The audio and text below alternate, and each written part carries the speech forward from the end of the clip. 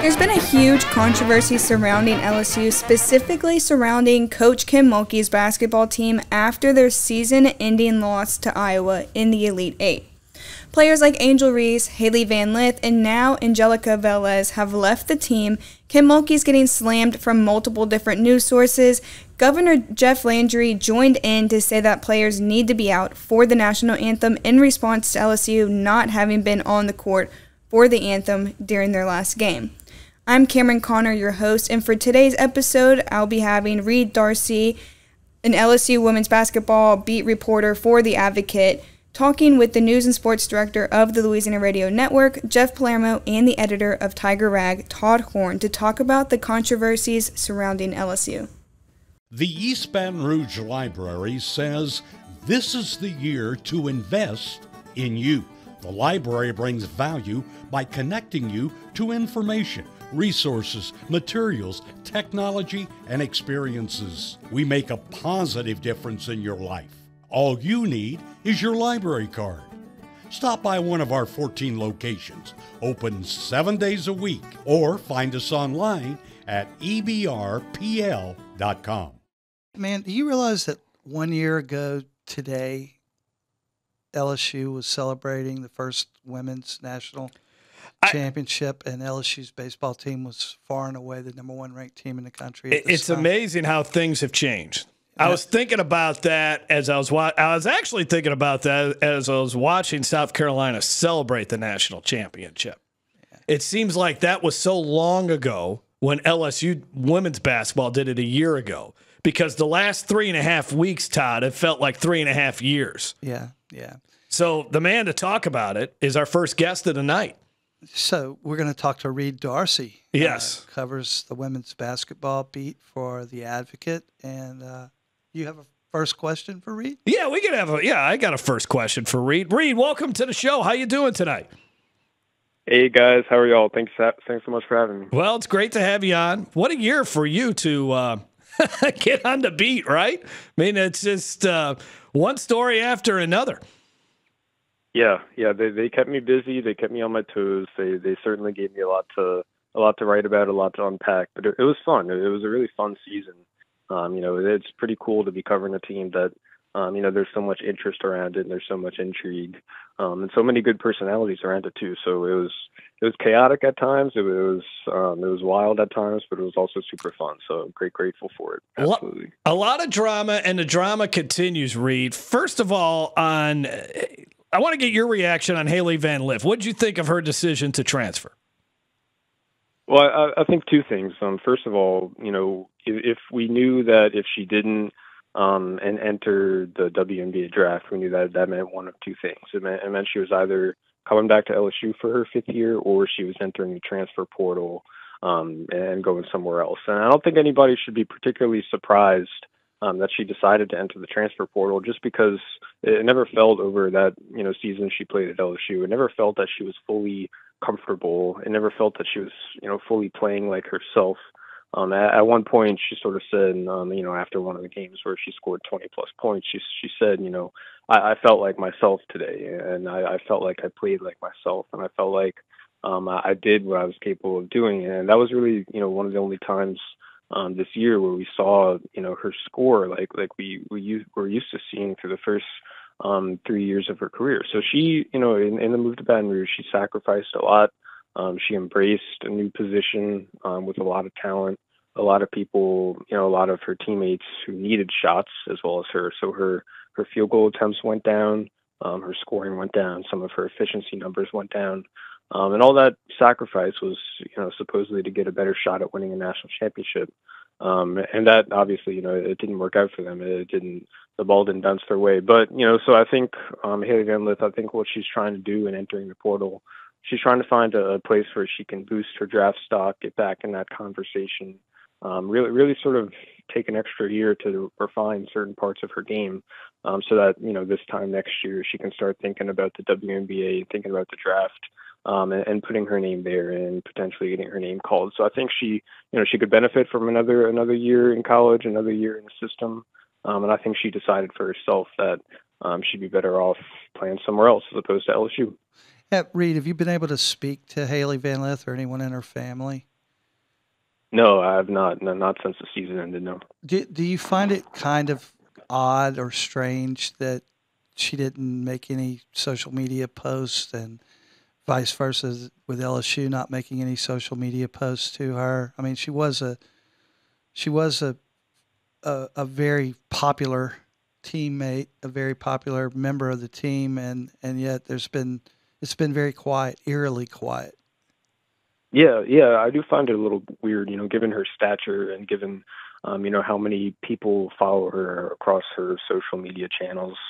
Usually for a player like that, we see some kind of announcement, some kind of message to their school when they do enter the portal. So usually we do see something. It's not every sort of player once they enter their name into the portal. Not everybody makes a big announcement out of it. But yeah, I think it is a little odd that she hasn't said anything. But I definitely wouldn't read too much into it, and I think we'll get something from her whenever she does decide to go to a different school, whichever school she chooses. I do think we'll see something from her. Maybe that'll address some of the things at LSU. Maybe it won't.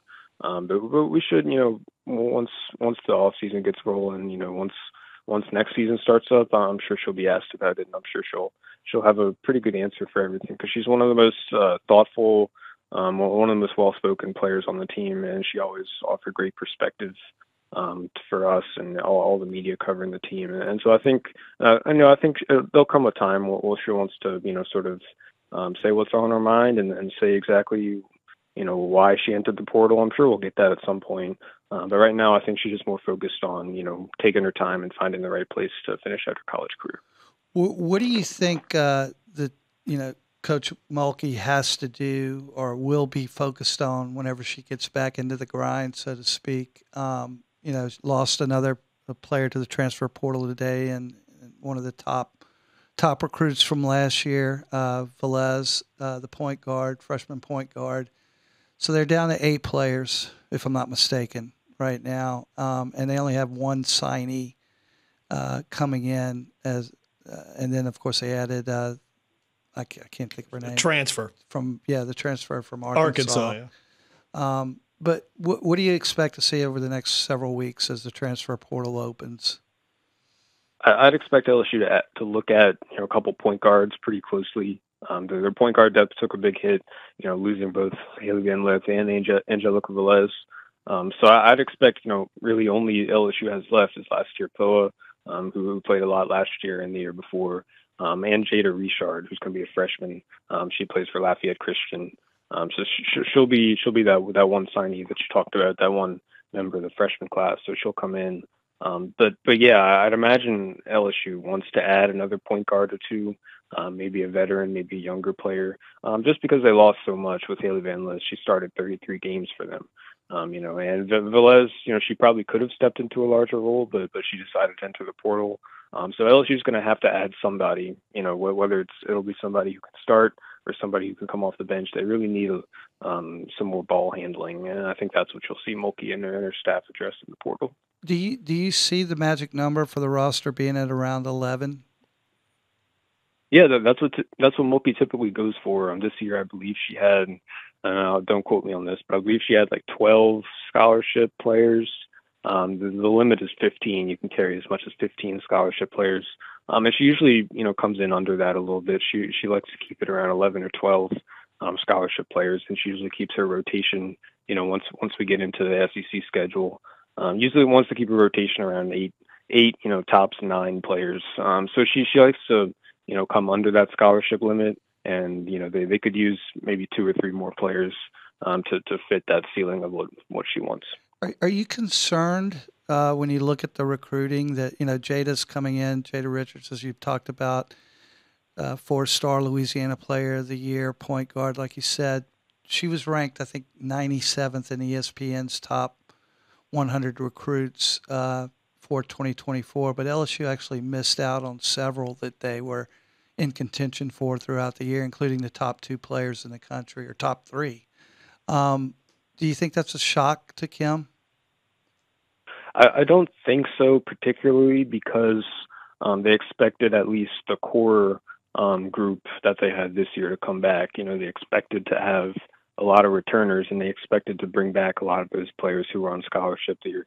You know, the last year, you know, they expected that they were only losing Hailey Van Lith and Angel Reese, and, you know, since then they've sort of only lost one player who didn't really play a whole lot last year, Velez.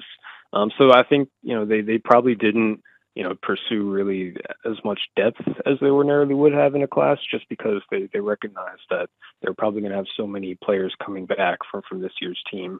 The core of that rotation, you know, besides Hailey Van Lith and Angel Reese, the core of that team is all coming back. So they probably figured, you know, they could probably pursue some of the big fish of the class, some of the top 5, top 10 players.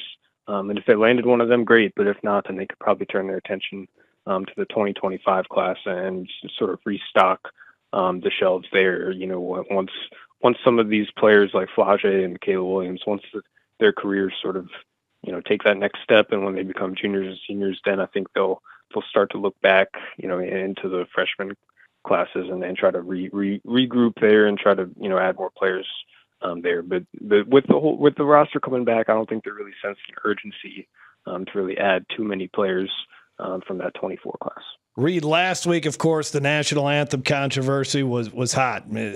Everybody was talking about it, buzzing about it. Did you reach out to Kim to see if she had any comment, reaction? I know she addressed it after the game, but what about the fallout? The governor piling on this subject. Did you ever reach out to her to see if she'd be willing to comment?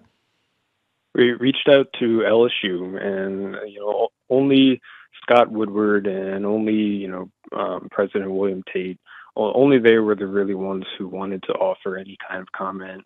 I think most people, you know, underneath the athletic department really just wanted to stay quiet and let it, you know, be handled at the very top. And then Brian Kelly was asked about it at some point last week, and he sort of echoed what they said. I think, you know, they're not really saying one way or the other if they're actually going to change anything as far as pregame routines.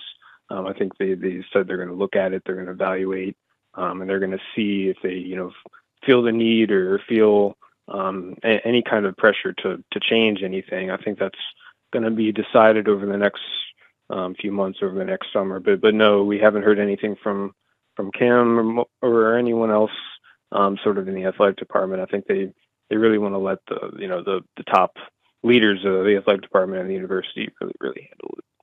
So I don't mean to put you on the spot, Reed, but you know Kim well. You know, spent a lot of time with her, certainly over the past year covering the team. Do you feel like she was probably a little bit of taken aback, if not angered or mystified at least by the charade, is what I'll call it, that Governor Landry put her through? Yeah, I think you could sense a little bit of that in her press conference after the Iowa game when she was asked about it by a writer from Outkick, that sort of conservative site that's likes to ask the controversial questions and then likes to stir the pot. In essence, she was pretty caught off guard by it.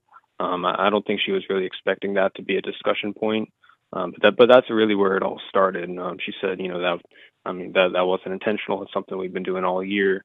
You know, it's you know, we're getting ready for the game. You know, we're warming up. It's just a part of their routine, and that's true. You know, it hasn't been an issue all season. You know, yeah. they've been in the locker room for the anthem all season, and they've been that, you know, over the last few years, ever since Mulkey has been here. You know, it's been like that, and it hasn't been an issue until now. So I think she was a little puzzled, you know, in that, you know, after the game in that press conference, sort of like why, you know, wondering why this was an issue now. And I think that's sort of what you know, the last time we heard from her, that's right. Sort of what reflected in what she said. And just to be completely transparent, whether it was Outkick who portrayed it on social media as LSU leaving the court at the time of the national anthem, or it was somebody in the aftermath just reposting whatever Outkick had originally posted, that account was completely false. They did not leave the court because of the national anthem. And as Jeff and I discussed several times last week, you know, I've been covering LSU and going to LSU games since I was a kid. And I've never, ever seen the LSU football team on the field during a national anthem at Tiger Stadium since like 1970. So it's clearly it was not as portrayed originally on social media. And I wish the governor would not have made an issue out of it, because I think it was misplaced. No doubt about it. Reed, we got to run. We got to hit a commercial here. We appreciate your time. Looking forward to the next time Kim Mulkey speaks. It's been too quiet here after so much that was happening. But we appreciate your time. It'll be interesting to see what they do in the transfer portal. Thanks a lot, Reed.